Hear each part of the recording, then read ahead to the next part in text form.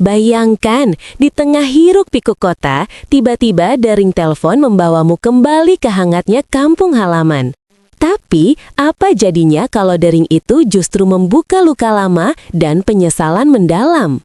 Stefani menggenggam erat ponselnya, keringat dingin membasahi telapak tangan. Di ujung sana, suara ibunya terdengar begitu rapuh, begitu merindukan.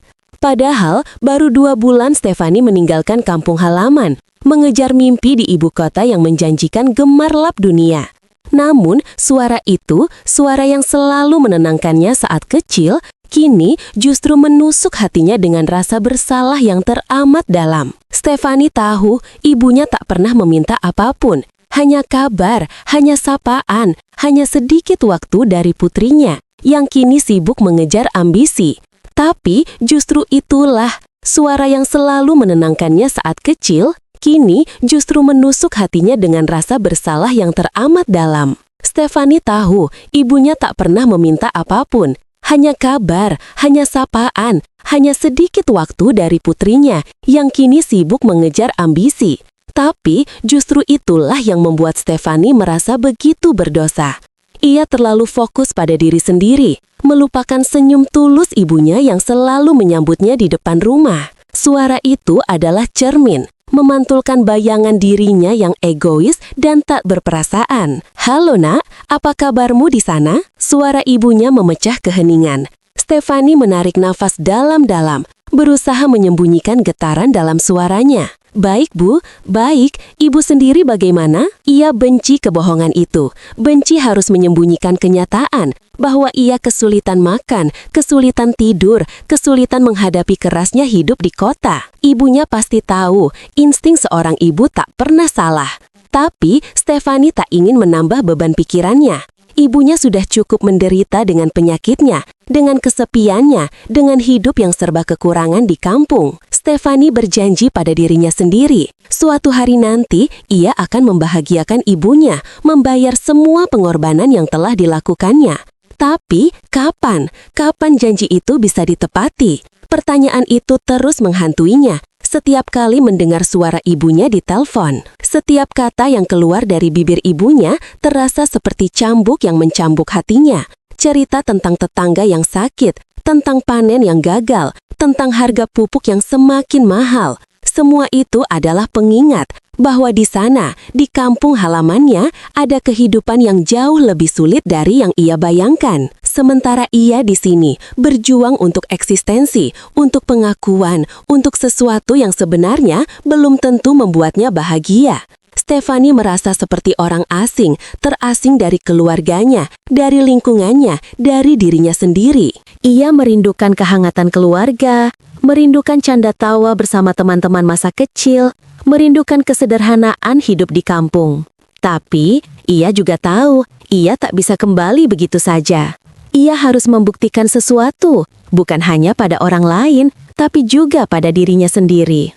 Air mata mulai mengalir di pipi Stefani. Ia berusaha sekuat tenaga untuk menahan isak tangisnya, tapi percuma. Suara ibunya terlalu menusuk, terlalu menyentuh, terlalu mengingatkan. Ia merasa bersalah karena telah meninggalkan ibunya sendirian di kampung. Ia merasa bersalah karena belum bisa memberikan apapun untuk ibunya. Ia merasa bersalah karena telah mengecewakan ibunya.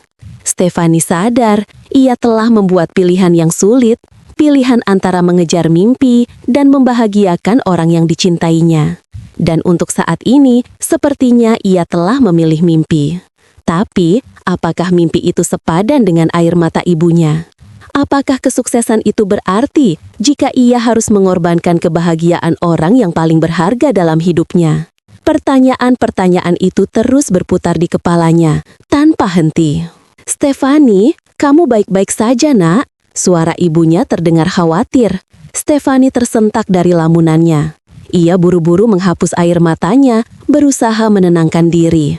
"Iya, Bu, Stefani baik-baik saja, cuma sedikit capek saja," jawabnya berbohong. Ia tak ingin ibunya khawatir, tak ingin menambah bebannya.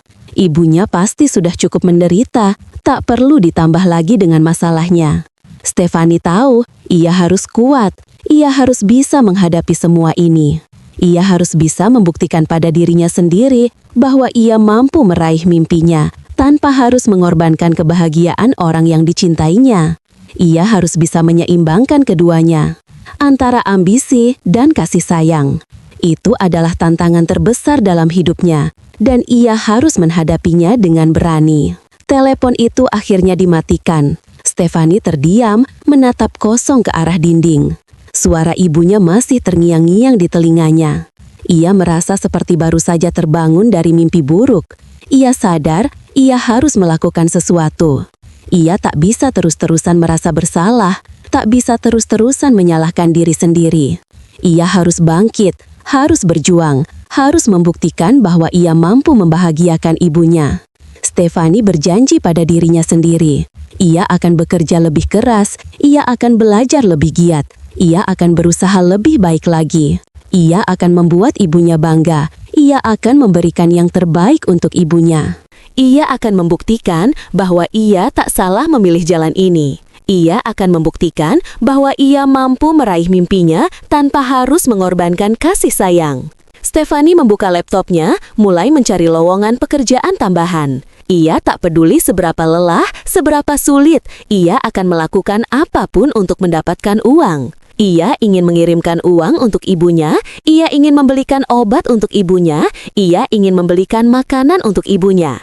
Ia ingin membuktikan bahwa ia peduli, bahwa ia sayang, bahwa ia tak melupakan ibunya. Stefani tahu uang bukanlah segalanya, tapi dengan uang ia bisa sedikit meringankan beban ibunya, ia bisa sedikit memberikan kebahagiaan untuk ibunya. Dan itu sudah cukup untuk membuatnya termotivasi, untuk membuatnya bersemangat. Stefani yakin dengan kerja keras dan doa, ia pasti bisa mewujudkan impiannya, ia pasti bisa membahagiakan ibunya. Malam semakin larut, tapi Stefani tak merasa lelah. Ia terus mencari, terus melamar, terus berharap.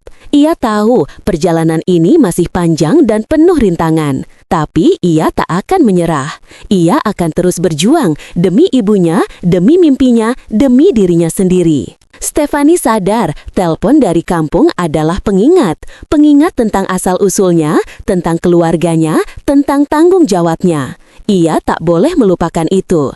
Ia harus selalu ingat bahwa di sana, di kampung halamannya, ada orang yang selalu menyayanginya, yang selalu mendukungnya, yang selalu menunggunya. Dan itu adalah kekuatan terbesarnya, motivasi terbesarnya, inspirasi terbesarnya. Stefani tersenyum meskipun air mata masih membasahi pipinya.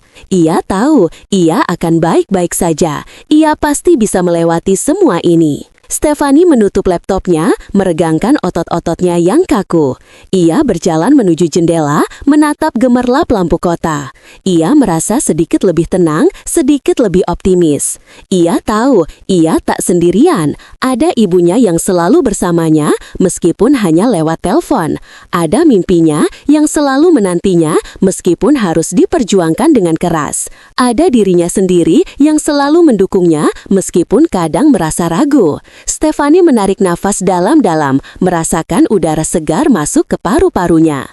Ia siap menghadapi hari esok, siap menghadapi semua tantangan yang ada di depannya.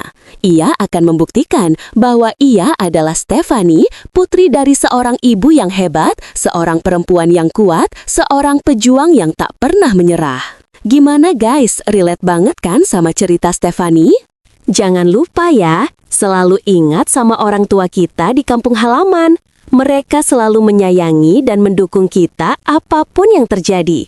Jadi, yuk luangkan waktu buat telepon mereka, tanya kabar mereka, dan tunjukin kalau kita peduli. Dan buat kalian yang suka sama video ini, jangan lupa di like, komen, subscribe, dan share ke teman-teman kalian ya. Sampai jumpa di video selanjutnya. Bye-bye!